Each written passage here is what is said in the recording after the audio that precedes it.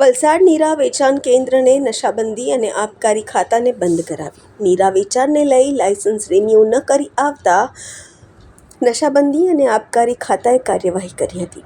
સમગ્ર ઘટનાને લઈને નીરા મંડળી લડી લેવાના મૂડમાં છે.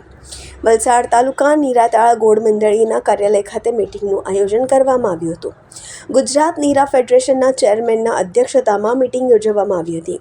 નીરા મંડળીઓ દ્વારા આગામી દિવસમાં રજૂઆત કરવામાં આવશે અને રજૂઆત ન સંતોષાય તો ગાંધી ચિંધ્યા માર્ગે આંદોલન કરવામાં આવશે તેવી ચીમકી ઉચ્ચારવામાં આવી છે. દેસાઈ, ચેરમેન ગુજરાત નીરા ફેડરેશન. શું રજૂઆત હતી? આજે વલસાડ મંડળીને નશાબંધી અને આબકારી ખાતા દ્વારા નીરા વેચાણની પ્રવૃત્તિ બંધ કરવામાં આવી છે. એમણે વલસાડ શહેરના તમામ વેચાણ કેન્દ્રો વેચાણ બંધ કરાવ્યું. પણ એમાં અમારે જે લાયસન્સ લેવાનું હોય છે આ મંડળીએ 16મી નવેમ્બરના રોજ એમના લાયસન્સો માટે ત્યાં દરખાસ્ત રજૂ કરેલી જ છે. 15 દિવસ થયા, આજ દિન સુધી લાયસન્સો એમને આપવામાં આવ્યા નથી. મંડળીએ અનેક વખત ત્યાં રૂબરૂ મુલાકાત કરી છતાં પણ કોઈ સંતોષકારક પરિણામ કે એમના તરફથી કોઈ માર્ગદર્શન કે બીજી કોઈ વાત કરવામાં આવી નથી અને આજનું આ પરિણામ આવેલું છે, જે યોગ્ય નથી. મંડળીને ખૂબ જ આર્થિક નુકસાની જાય છે. જેથી કરીને વહેલી તકે આ કામ અમારું શરૂ થવું જોઈએ એવી અમારી ઉગ્ર માંગ છે. તો અમે આગળ કંઈ પણ એના ઉચ્ચ અધિકારીઓને રજૂઆત કરીએ, પદાધિકારીઓને રજૂઆત કરીએ કે પછી ધરણાનો બી કાર્યક્રમ કરીએ, કારણ કે આ એક જનજન પ્રવૃત્તિ છે. તો અમે ગાંધી ચિંધ્યા માર્ગે ચાલીશું.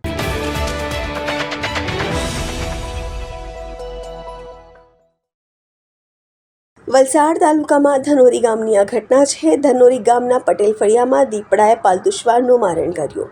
છેલ્લા કેટલાક સમયથી વલસાડ તાલુકાના આજુબાજુ ગામોમાં દીપડાની દહેશત ફેલાઈ હતી. પાલતુ શ્વાનનું મારણ કરી જતા દીપડાની સમગ્ર ઘટના સીસીટીવી કેમેરામાં કેદ થઈ ચૂકી છે. સમગ્ર મામલે ફોરેસ્ટ વિભાગે જાણ કરવામાં આવી છે.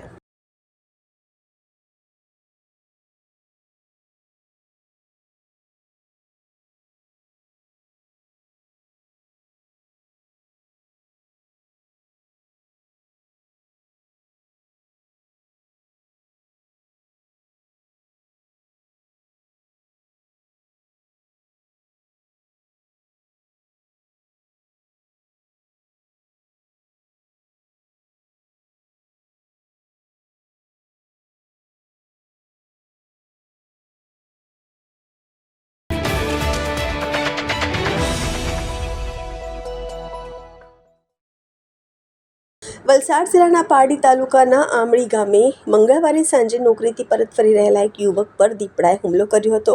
હુમલામાં યુવક ઘાયલ થતાં તેને તાત્કાલિક હોસ્પિટલમાં ખસેડવામાં આવ્યા હતા.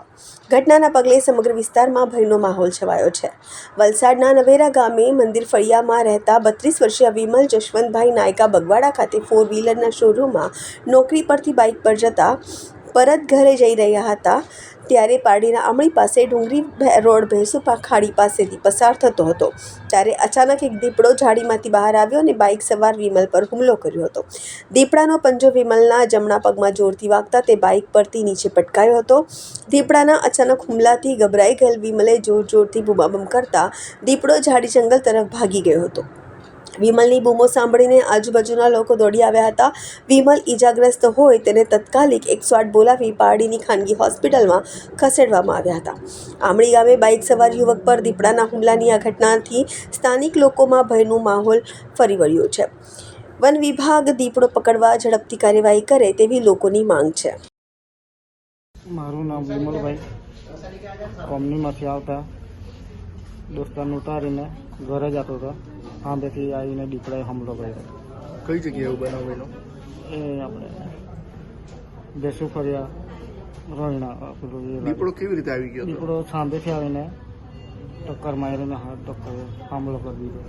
પંજો માર્યો? ક્યાં માર્યો? પંજો માર્યો, જંગમાં માર્યો, મને તોડી પાડ્યો. પછી ક્યાં લઈ આવ્યો તમે? પછી તે ભાગી ગયા. મને તો બરાબર પછી ટેમ્પો આવી ગયો એટલે પછી બધા માણસ ભેગા થઈ ગયા એટલે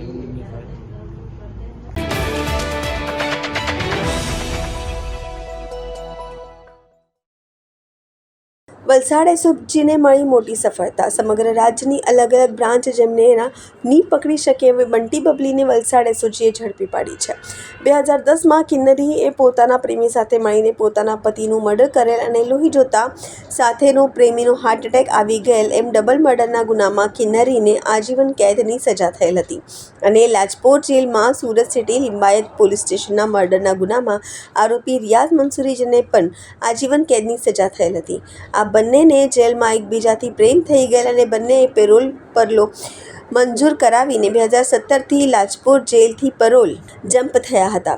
હરિયાણા પાણીપત ખાતે લગ્ન જીવન ચાલુ કરી રહેતા હતા અને બંનેનું 1 વર્ષનું બાળક પણ છે. વલસાડ એસઓજીએ બંનેની ધરપકડ કરી લીધી છે.